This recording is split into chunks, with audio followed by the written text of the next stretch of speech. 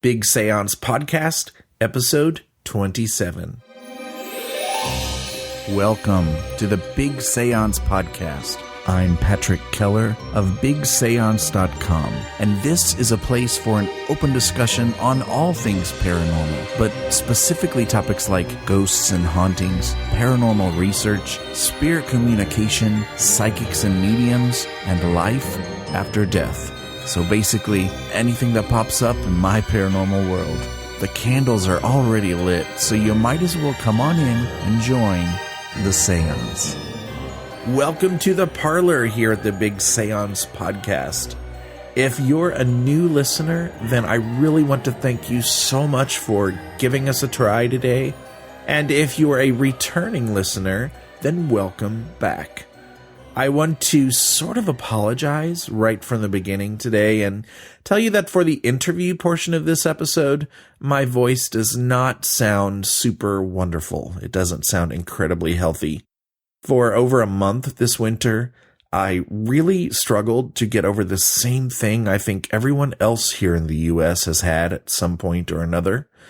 The good news is that I'm back to health right now. Yay! The bad news is I recorded several interviews during that time period.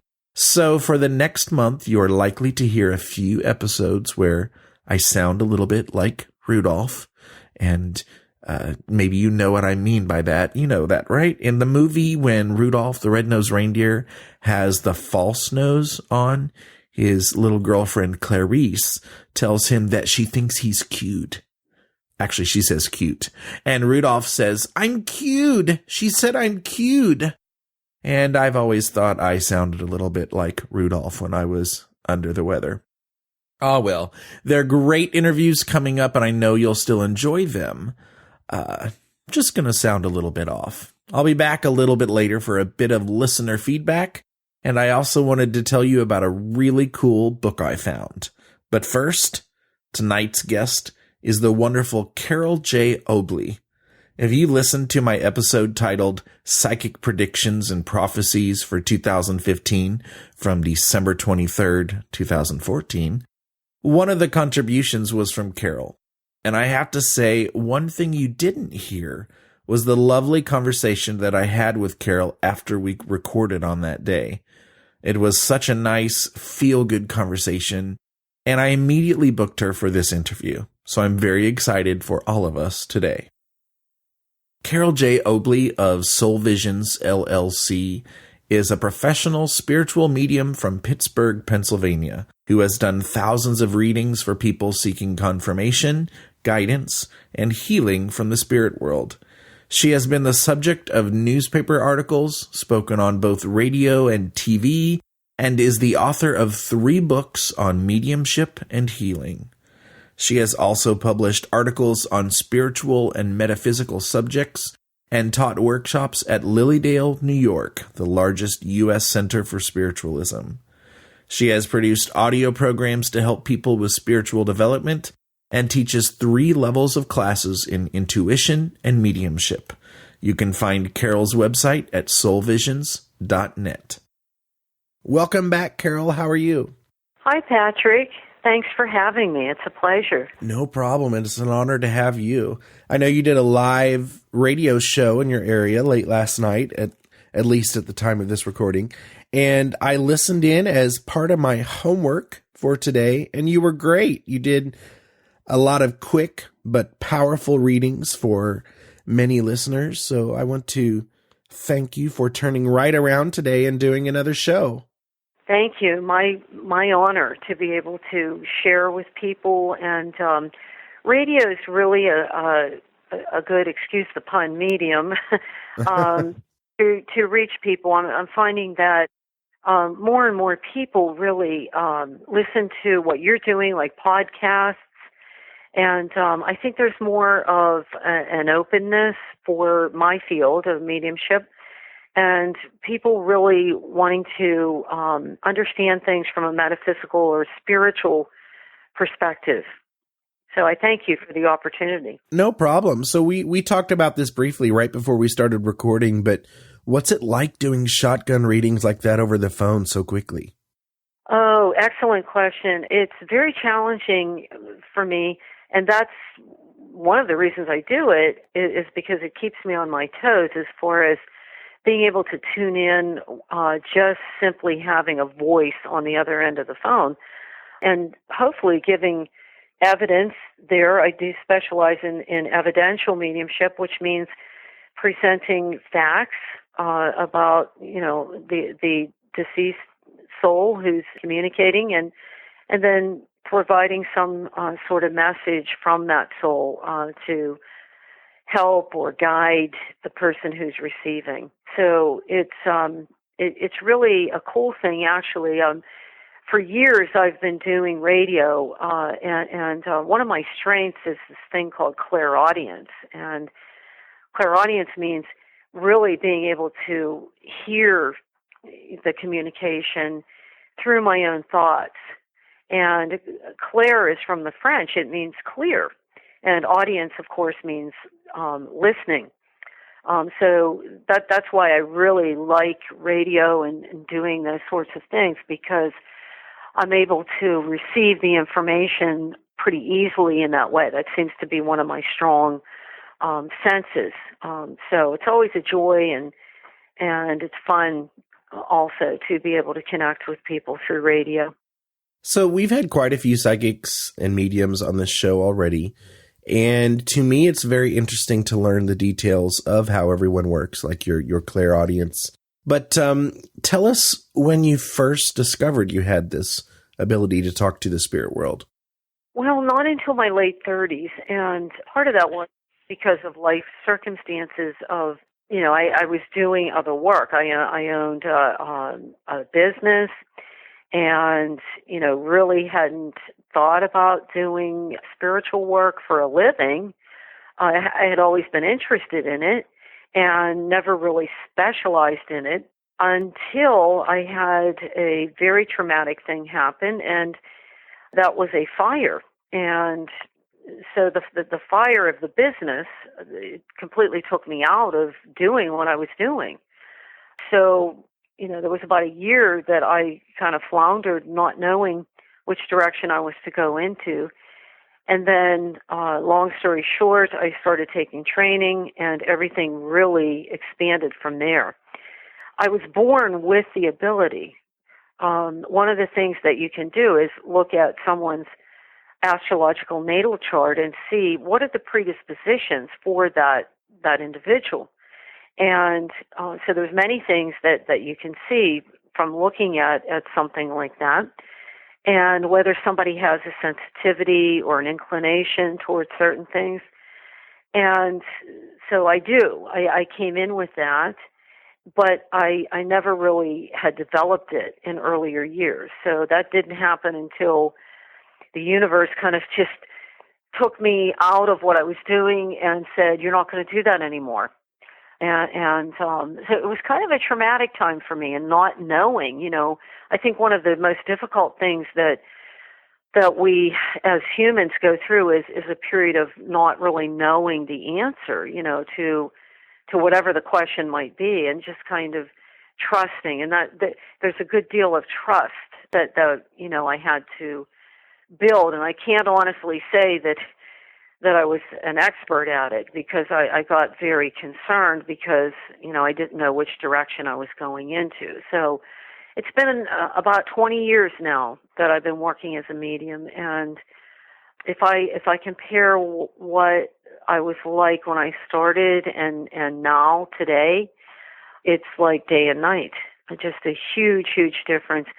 And particularly with my own spiritual understanding. That's probably been the greatest, the starkest difference in from when I started and now. So I've learned so much and grown so much through being of service to spirit.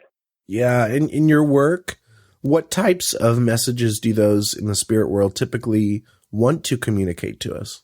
Well, probably there's two very common threads that run throughout most of the readings. And the first is that there is no death, that we are eternal souls and that we continue on despite the loss of the physical body. That's the first.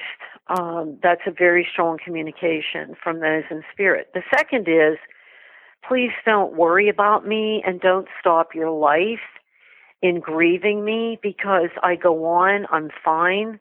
I have a whole new life here. I want you to continue on with life and be very happy. So those are probably, in one form or another, the most common messages that I hear. And, you know, despite the evidence, and I've worked long and hard and taken a lot of training, you know, to be able to deliver accurate evidence that identifies the communicating spirit. The other part of that is really the core of what that soul wants a loved one to really understand. And there's also oftentimes in the readings very specific references to current events that are going on in the receiver's life and in their family. So that sort of thing is also communicated along with many, many other details. But the most common are, you know, I'm here, I haven't really left you, I've just changed form, and please go on with your life and honor me by living your life to its fullest. And probably a lot of messages about forgiveness. Messages of forgiveness, yes. That, in fact, my latest book, Soul to Soul Connections, Comforting Messages from the Spirit World, I dedicated that book to really focusing on, especially the middle section, which are transcripts from actual readings that I've done. It's about people who have unfinished emotional business with people who have crossed over. So messages of forgiveness are very common. Thanks for jogging my memory on that one. Yes, that often happens because one of the truths that I've learned through doing this work for a lot of years is that when we get into spirit, we have a different perspective than we did when we were here. And part of that perspective involves seeing the spiritual or the hidden meaning of different life circumstances or experiences that we went through.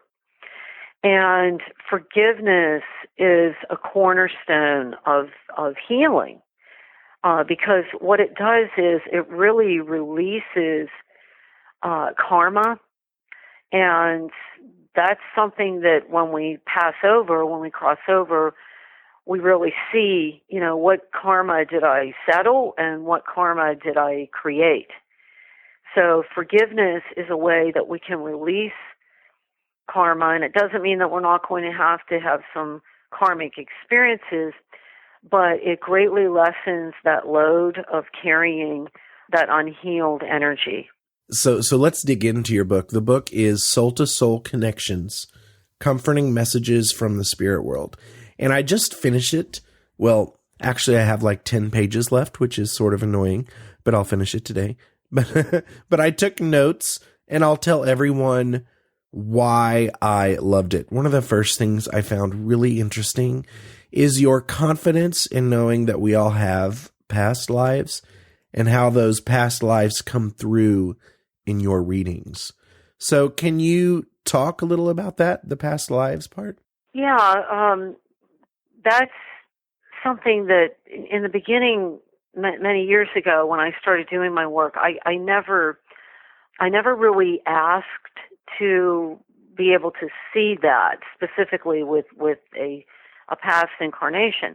It just started happening when I would be doing readings for people. I would be sitting with somebody across from me, and over their right shoulder, I would start to see and kind of feel. It's called clairsentience.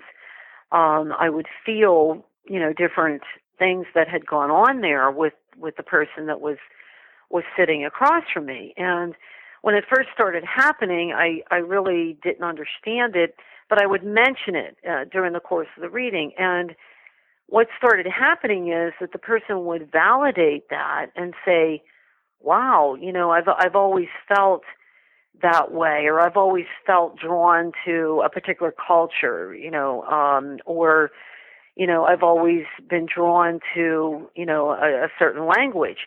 So what I found and what I discovered just through my direct experience with that is that we all have multiple times here on Earth. And the reason for that is for growth of our soul. And that's the only reason that we come here. So, hopefully at some point in our journey, sooner or later, we become aware that this place is not about the material, and the material is fine, and that's an aspect. It's another part of us, but the real reason that we're here is to grow spiritually. So if we come here multiple times, we have multiple opportunity then to grow. And our soul really doesn't have a time frame. It doesn't know anything about linear time. It only knows the expression of God's energy, which is the spark of the divine that's within every person and every animal as well as plants and, everything on the earth. So reincarnation affords us that opportunity to grow, and it's another chance that we have to remove another layer around that light, the light that we are. Do you have to go to a different place for the past life material? Sounds to me like, from what you just said, it just comes up the way everything else does. Is that true? It does. And what I find is I set an intent before every single reading that I do. I do a very brief meditation, and then I do a prayer with the person at every reading, whether it's on the phone. I do a lot of phone work all over the United States, actually even out of the country. I will start with the same prayer. And that prayer, it serves as a focusing tool. And then I will ask the person, what is your intent? What do you want me to focus on? Because there's a lot of things that I could help you with. So I try to go with, what the client wants, and sometimes they do want that. They want, why do I have so many issues in this particular area, say with relationships, or why has this relationship with a particular family member been such a problem or a challenge? So the value of looking at past incarnations is to see where we've come from and how we can heal that, and sometimes just merely bringing it up and having a resonance with it is enough to heal it. And I'm not quite sure how that all operates, and I that's okay because I don't need to know. Yeah. I just know that it does. So it won't come spontaneously if I'm doing mediumship, meaning connection with deceased loved ones, but sometimes it will come in if a person has a particular challenge that they're asking me about, or say, I call them life issues, life problems, that sort of thing. So the value is of, that coming forth in current lifetime. That's another, let's say, another level of confronting that unhealed, karmic issue. You have quite a bit to say in your book about meditation, and you include tips on how to do it. There was something you said that was kind of an aha moment for me, and it got a big Post-it note stuck on it when I read it. And I'm not reading directly from the book here, but you say that by practicing meditation and learning to experience a timeless and expansive state, we're really practicing for life on the other side with no past or future, just being. And wow, I thought that was cool. Yeah, thank you. I'm glad that gave you further insight. I think when we read books, and this has happened to me, particularly with Eckhart Tolle's material, that the words on the page are one thing. I mean, they're written mental words, but with spiritual material and spiritual books, one of the things that I found is that I will resonate with that. So it's the words jump out and they go into my soul. And, so always I think a good spiritual writer will, that will be apparent there with what's written. So yes, we do. Meditation is that timeless state. It's a reconnection, if you will, or a recognition that has never really gone anywhere. It's simply a matter of returning our attention to it. So stillness, going into stillness or the meditative state is a natural way of being. We become addicted here to our personality and to our thinking. And much as Tolle states, he's greatly influenced my way of being through his writings, particularly A New Earth, Finding Your Life's Purpose. What I've noticed is that the more that I can get away from the mental state of thinking, because thinking becomes quite addictive. And he even compares it to a virus that comes into our body and will replicate, and then it can take over and make us very ill. It's the same way with our thinking. We can get hooked into addictive thoughts. And I thought that was a very good analogy. So if we go into meditation and doing it daily, and even for just very brief periods of time, like a couple of minutes, several times a day, it's better than not doing it at all, because it's a reminder, it's a reconnection with that timelessness, the eternity of our soul. So I do recommend doing that, and stay away from the long, complex meditations, because most people become very bored quickly with that sort of thing. So mindful meditation, which is what I've written about in Soul to Soul, is something that I personally use, and it simply is using the breath to pull the focus into the body and away from the mind, which is, always constantly ranting. So meditation gives us that ability to go into that time. Now, that goes perfectly into my next question. I have to tell you, when I went through what I've always called my spiritual shift, about 7 or 8 years ago, I guess, one of the things that opened up this new world for me was reading. And I think you mentioned this in your book too. And I couldn't stop. It was very much like an obsession. And like now, I would continually try different things. For a period of time, I worked on my meditation and channeling skills, and I did these things somewhat regularly. And it may be that I wasn't ready for all of that yet, but I've never been confident with those abilities at all. And so now I'm in this place where I haven't practiced meditation, at least in a formal sense, in a very long time. For you, and this may be a strange question, but being a medium, is it easy to sometimes let life carry you away with all of the endless details and the smartphones and appointments, and you struggle to get back to that quiet spiritual place? Does that sometimes happen to you too, or is it just me? Oh, no, absolutely. Although I will tell you this, I'm a dinosaur when it comes to technology. I do not own a smartphone. I probably never will. There's been many people who've tried to talk me into getting that, and I'm not talking about the salespeople either.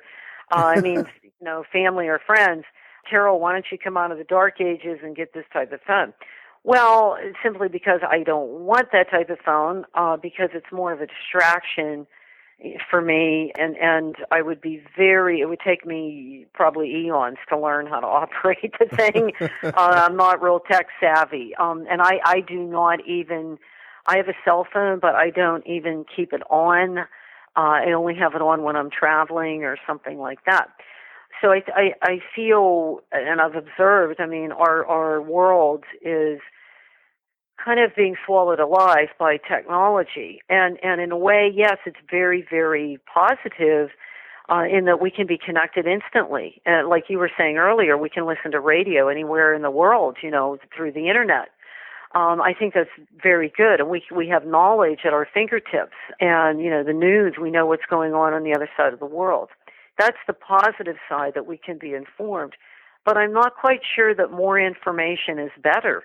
There's a point where, we can actually lose ourselves in information. I've done it. You've done it. Many people become seduced or hypnotized by the television or, what's going on in the world.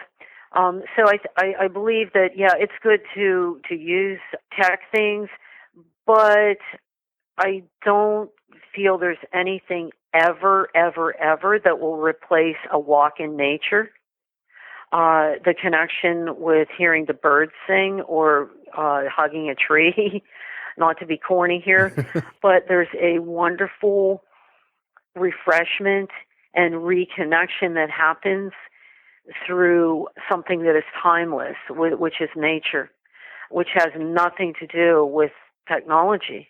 I think every person should at some point put the phone down or shut the TV off and be in stillness and go out and, without judging, without naming things, go out and take even a 15-minute walk in nature and feel that timelessness. Nature is a great healer because it is completely, it's the power of now. Another of Tolle's books was called The Power of Now. Nature exists as it is in its pure form. It doesn't know a past, it doesn't know a future, it simply is. It's an expression of the God energy.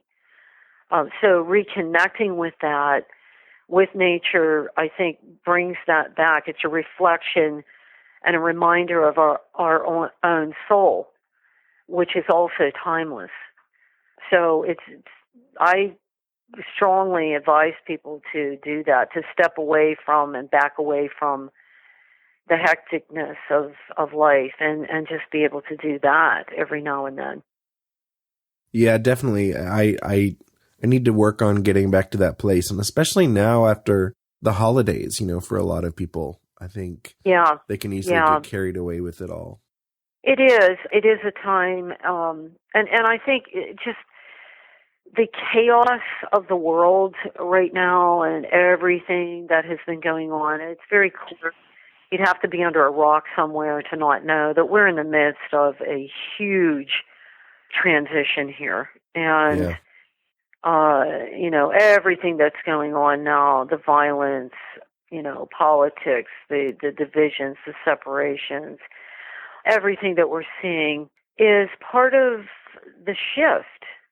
And I feel, instead of looking at it like, oh, that's just horrible and terrible, and I mean, I do that too, and I think how absolutely tragic and sad that we have to learn in that way. There's another way to learn, and it's not through the chaos. Unfortunately, we live in a realm of duality where there's good and bad. There's light and dark. Everything here is, we see opposites and extremes. So releasing ourselves also from the cares and concerns and the negativity in the world is really important too, because that can swallow us up. And I find that the non-judgmental energy of nature, where it just is, it's neither good nor bad, it doesn't know anything about violence or killing or politics. I mean, a tree is just a tree, that is what I mean by the purity of nature. And I would also put animals in that category too, because to me they are the purest form of the expression of the divine, because they simply express the divine. They don't even have an awareness of past or future. In this book, another thing that I really appreciated was the fact that you were very open about some painful parts from your past and how that played a role in who you are today and how you work. Was this difficult to do? Yeah, your questions are very insightful, and I've written about recovery from addiction because it was part of my being transparent and genuine and authentic. I think sometimes we can have a tendency to look at someone who does spiritually based work as, oh, well, they probably, never had this problem, or they never struggled with that problem. And that's just not the truth. Oftentimes, people who are doing spiritually based work are the people who have suffered the most, and had the greatest opportunity to awaken. So I kind of, I put myself in that category, and I think I'm in some pretty good company with some other very well-known people who have also gone through travails in life, And addiction taught me a lot about self-worth, self-esteem. I am a graduate of 12-step recovery, and in Soul to Soul, I wanted to show how the 12 steps in a lot of recovery programs could also be applied to spiritual growth and spiritual understanding, and also a release of the egoic content of our mind. So that was my purpose for including some of the 12 steps in helping people or readers to understand how those can be used for anything.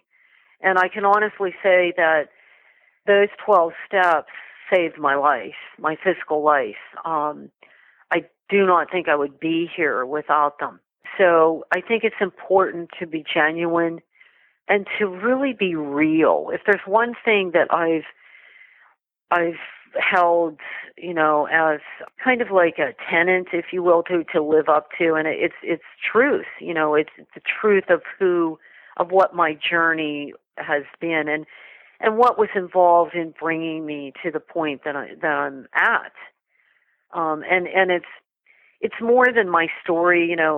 I don't want to get lost in my story, because that doesn't define or limit me in any way. But yet I feel it's relevant to share that with readers, because there's many people who've said, what your story of your life, that sounds just like me. I really identified with that. So it's also helped people to understand that whatever they're facing, even though it seems, very life-threatening or very challenging at the time, that this too shall pass. As spirit guides have been very fond of telling me, no matter what I've been going through, I heard them in my mind going, Carole, this too shall pass. And the first time I heard it, I wanted to kill them. I wanted to say, that's easy for you to say, because you're not going through it.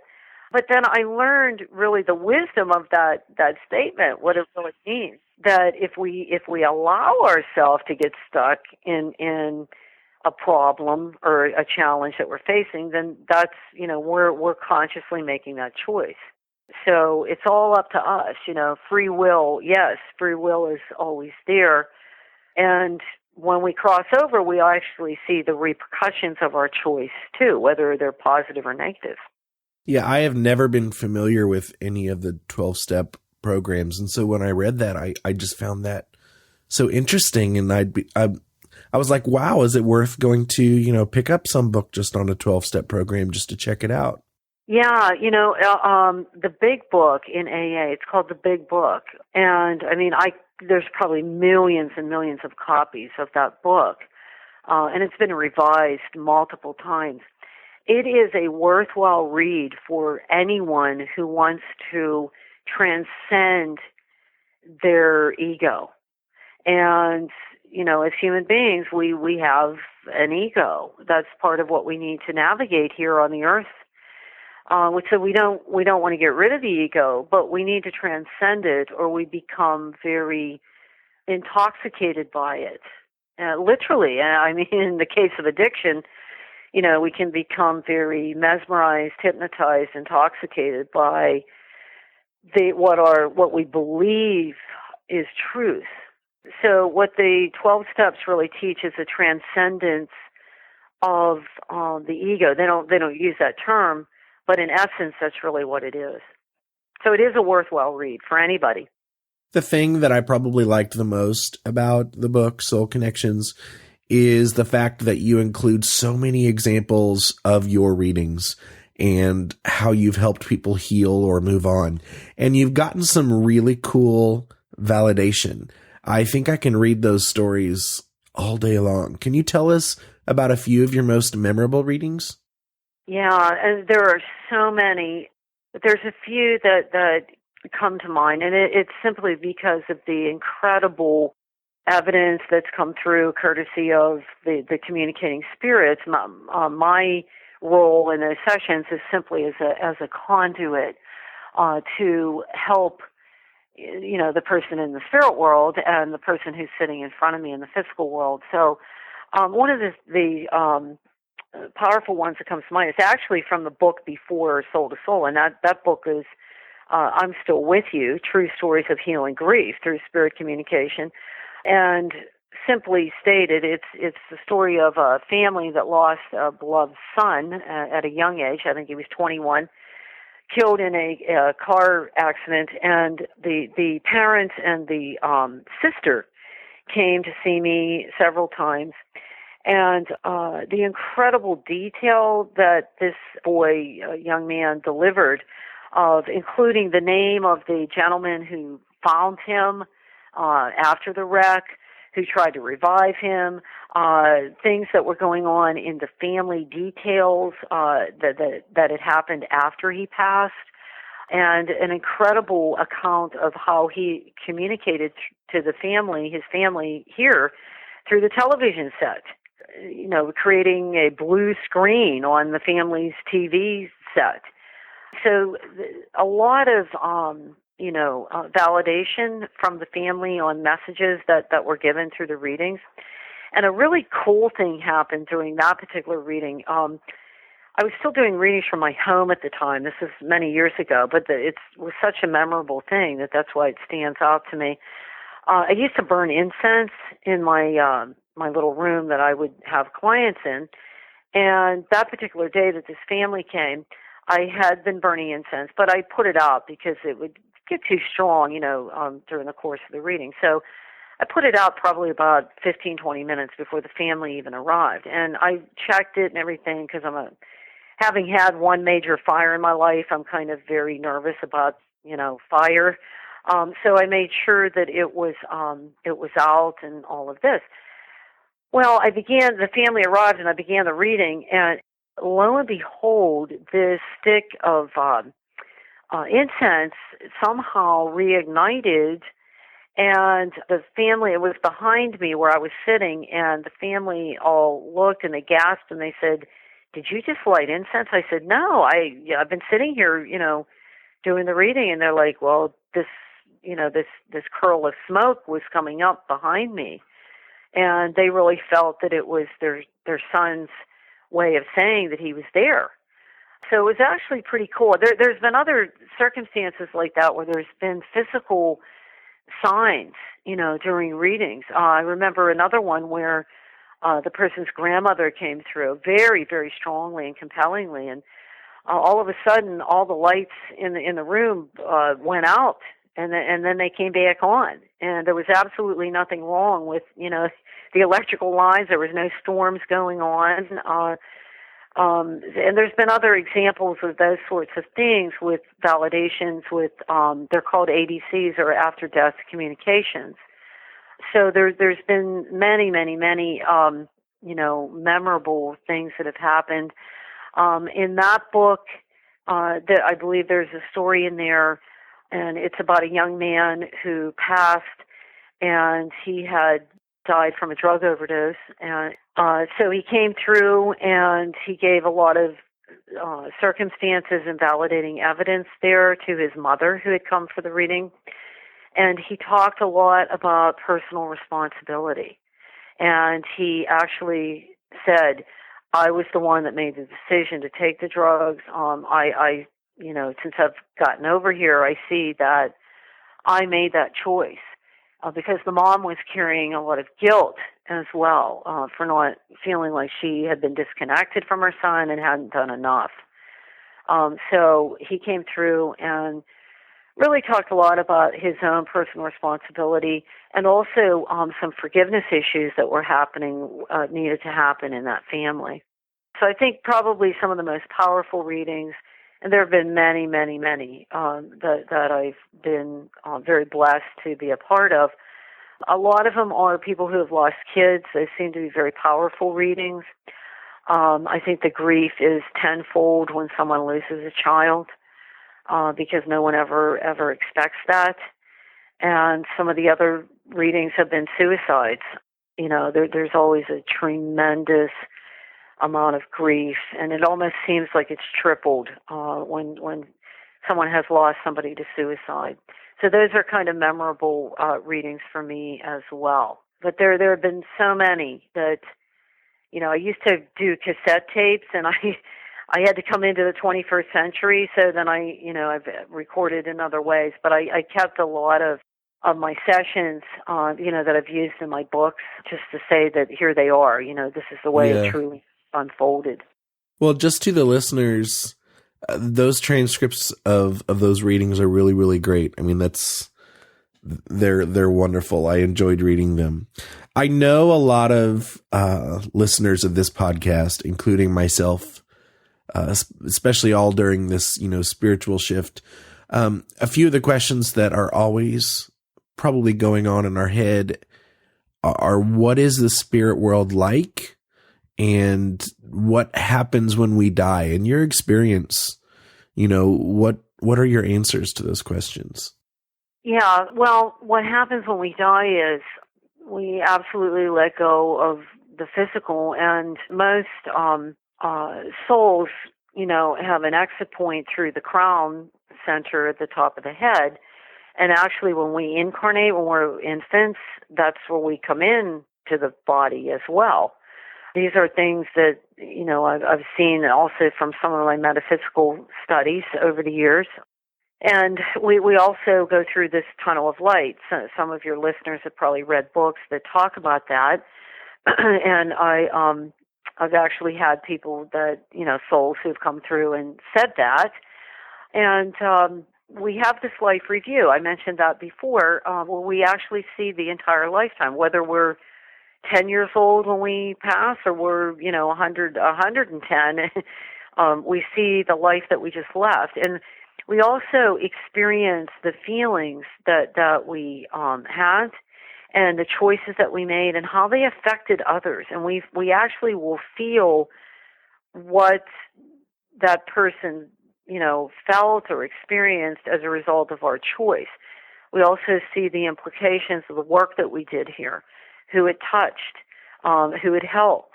If we did something very negative or, that hurt other people, we see that too. And it's really a time of complete authenticity where we can't lie, we can't make that up. We're there and we're viewing that. So that's a big part of, when we cross over. And we also go through a healing time there. And I call it an acclimation phase. And it means an adjustment phase to living without the physical, the density of the physical body. This realm is exceedingly dense compared to what it's like in spirit. The atoms are very close together here in the physical world. In the spirit world, they're very diffuse. So there's an acclimation that has to go on. So that's an adjustment phase. One of the things that I've seen is that we're wrapped, certain souls are wrapped in different frequencies of light, depending upon what they might need for healing. And that time frame, which, time does not exist there in the spirit world, that time frame can be, long, it can be relatively short. So it really depends on the individual soul. We also make an assessment on what we're going to do when we're in spirit. Unfortunately, we or maybe fortunately, we don't sit there and play harps on the cloud. And oftentimes what I've seen is, and this is very interesting, and this happened many years ago, and it's been happening ever since, that there will be certain souls that come through that say, will you please tell my mom this is what I'm doing over here? And oftentimes what I see is it's an extension or a continuation of what the soul was doing here, with the same type of work. Or say that somebody was a teacher, when they were here and they worked with young people. There are readings I've done where I will see them in the spirit world teaching, souls on the other side. and without my having conscious knowledge of them being a teacher, and I will deliver that message, and then the person will go, wow, that's really interesting because they were a teacher here in life, So I've also found that I've seen many spirits enjoying pastimes or hobbies or recreation that they did when they were here. I've seen, it's kind of funny actually, but I've seen, say a particular person enjoyed fishing, when they were here, some of the guys, sometimes I will see them in the spirit world. They're fishing, or they're in a beautiful place in nature. If they say that they had a cabin in the woods, or they enjoy the outdoors, or they enjoy gardening, I'll see that, and so it's really a place that is a mirror image of the earth. Only it's very fluid.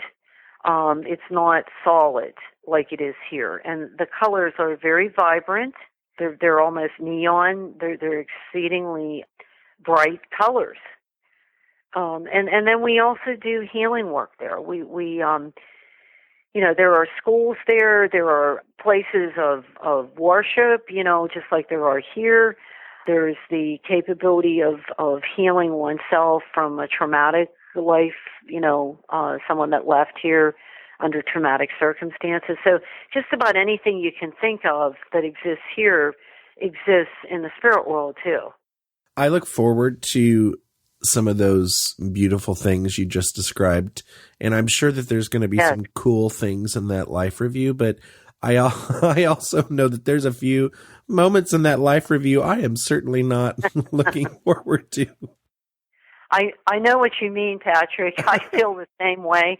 And I many times when I have thought about that, because I know that it's true as far as having that life review, it keeps me on my toes here. Yeah.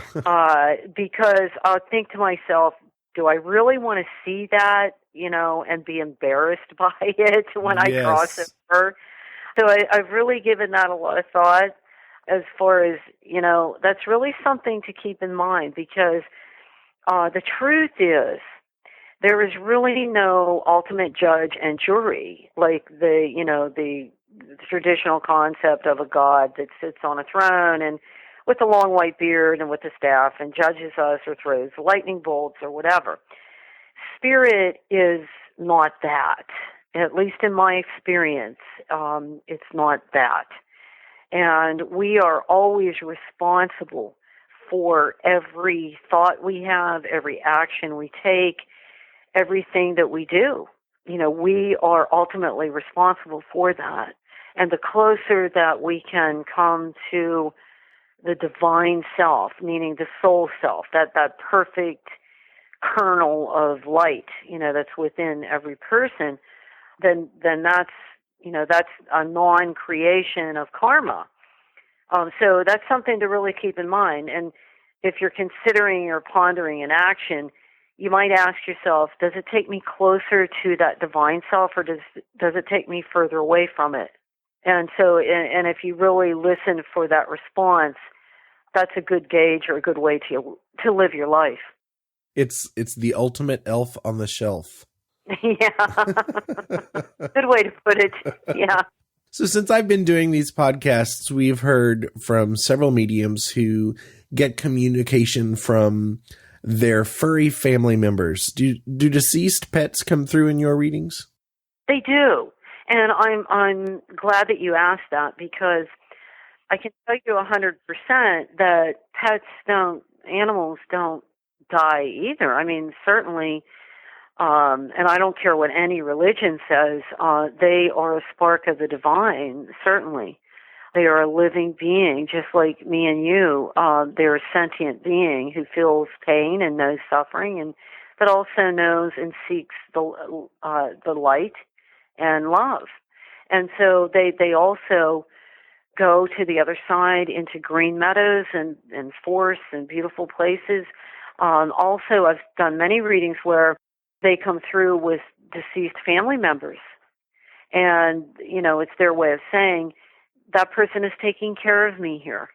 I've gone with a family who loves me, that knew me here on earth. And I think it's quite comforting to know that. Yes, many readings I've done. I've had horses that have come through, turtles, birds, you name it. There's been a lot of animals, of course, most commonly like dogs and cats. But they do come back also. They do reincarnate with us. And, it's always magical how that happens. But they do find us again, and they come, a lot of times, pets come as teachers. And oftentimes they teach us about the true nature of unconditional love and non-judgment. And when I think of what is spirit, that to me, in essence, that's what spirit is unconditional love and non-judgment. And that to me is what our relationships with pets, that's what they teach us. I can't think of, more profound lessons than those. Definitely. And I'm sure I'll remember at that crossing over moment, but I feel like I kind of need to make a list of all my pets that I've had, because I've had so many, and it's like, man, I want to remember. Yeah, me too. I get very sad sometimes because I know that I will see my family again, those who have already crossed over. But there's still that little part of me that wonders, am I going to see my beloved dachshunds? I've had dachshunds. Mm-hmm. Am I going to see, right now I have cats, which will probably maybe outlive me. They're only 2.5 right now, and they're all siblings. But, there's still that part of me that goes, am I going to see my pets again, because I love them dearly. I've actually had a couple of dreams where they have reconnected with me, very, very powerful connections. And that's also a way that, our human loved ones come back to us is through dream visitations. But pets do that too. They walk the journey with us. And I think that they are very great teachers of being in the moment. That's another thing they teach us, is being timeless and being in the moment. That is very comforting. You offer some courses on mediumship and spirituality, don't you? I do. And actually, there's a few of those coming up. Those are in-person courses. They can be found on my website under workshops. But I also, I've actually done some telecourses, on the phone. And those will be coming up here sometime this year.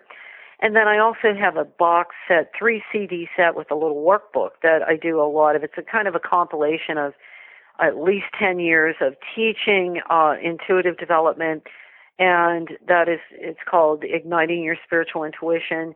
It's a great way to learn at home at your own pace. And of course, that's all available through my website, soulvisions.net. But yes, I do a lot of teaching, and I've done that from the beginning. And so I never claim the word gifted, because I feel that gifted really sets one apart, and it tends to separate. So what I say is, yeah, I was born with an ability, just like an athlete or a musician or any of that, and I chose to develop it this time. And another way that I can help other people is by passing that along, passing experience and knowledge along to others. So you've mentioned soulvisions.net. Are there any other links you want to give to us, or can we find everything Carole J. Obley on that site? Yeah, and actually on Facebook, if you like my professional page, and it is Carole J. Obley, that's my professional page with mediumship. I post radio announcements there about, all sorts of things too, with workshops and readings and all of that. So if listeners like me on that page, and it'll say Carole J. Obley author, that's my professional page on Facebook. You'll get news of upcoming events, and hopefully with this podcast, when you send me a link, and I will put it on there as well. Yay, great. Well, Carole, you have such a great energy, and you've been so kind to me in the last couple of months since we've been communicating. And I have to tell you, it is an honor to talk to you here on my podcast. So thank you very much. Oh, my pleasure. Thank you for having me. You're listening to the Big Seance Podcast with Patrick Keller. Look for us on iTunes and be sure to check out busy-ness.com for more discussion. For today's listener feedback, I wanted to tell you about a really cool email that I got just this week, actually. I heard from Claire Broad, and I hope I'm pronouncing Claire's name correctly, but Claire is a professional working medium from Hampshire, England, in the UK. And not only does she run a private practice and has clients and teaches a class on mediumship at a college, she also leads development circles. And this isn't the first time that we've heard from mediums from the UK who have development circles. And I've talked a bit about them, and they're so fascinating. And it makes me wonder, why don't we have development circles here in the US, or why don't we have more of them? And, maybe we do. Maybe we have similar things here in the US, and maybe we just don't call them development circles. But either way, they're fascinating, and I kind of made Claire promise that she would keep us updated and posted on the goings-on of their development circles. I would love to hear about the things that go on there. Claire also had some very nice things to say about the podcast, and she even said she recommends the Big Seance podcast to many of her clients. So, Claire, thank you for that. If you would like to check out Claire's website, you can go to clairebroad.com, and that's ClaireBroad.com. The other cool thing I wanted to tell you about this week was a book that was actually recommended to me by a colleague. And this book is a young adult fiction book.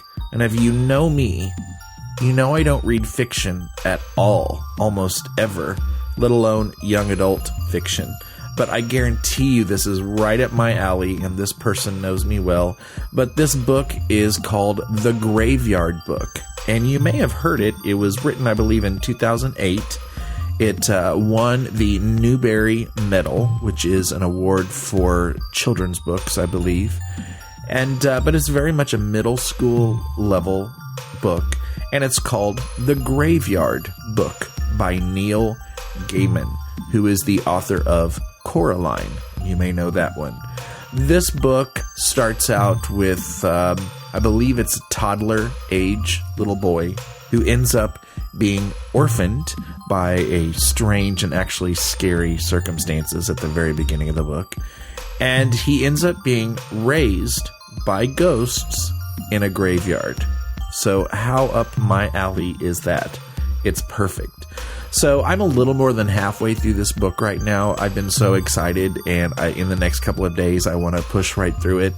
And I just wanted to give you a heads up that in the next week or so, you could probably be sure you can find a review of this book at busy-ness.com. So if there is a young paranormal nerd in your life, it might be a book that you might want to suggest to check out at their school library or local library, or maybe on Kindle or something like that. So check out The Graveyard Book by Neil Gaiman.